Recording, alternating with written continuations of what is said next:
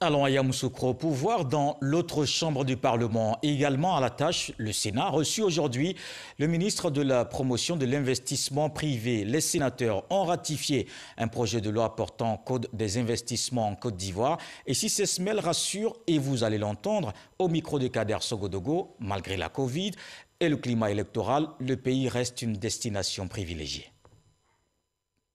Une meilleure définition et appréciation des projets dits structurants, une demande d'agrément ouverte, une réduction du seuil de l'investissement dans plusieurs zones, la co-signature du certificat d'agrément par le directeur général de l'Agence de promotion des investissements et le ministre du Budget. Ce sont quelques articles du projet de loi portant code des investissements en Côte d'Ivoire, ratifié par la Commission des affaires économiques et financières du Sénat.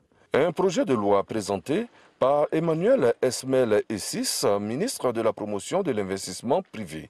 Nous avions par exemple la participation des nationaux au capital qui a été remontée à 34%. Et donc c'est cet ensemble de dispositifs que nous sommes venus aujourd'hui présenter au Sénat pour que le code 2018 soit complété par ces rectifications. Quelle est la situation de l'investissement en Côte d'Ivoire avec la crise sanitaire et cette période électorale dominée par l'élection présidentielle à venir? L'investisseur, il n'est pas dans le court terme. L'investisseur, quand il décide d'agréer son projet, c'est sur une réalisation de 2 ans.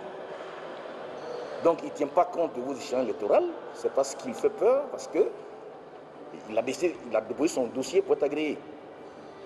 Donc il croit toujours dans la Côte d'Ivoire, et ce qui me fait dire que l'attractivité de la Côte d'Ivoire reste encore intacte et que les joutes électorales ne viennent pas du tout perturber la décision des investisseurs de venir en Côte d'Ivoire.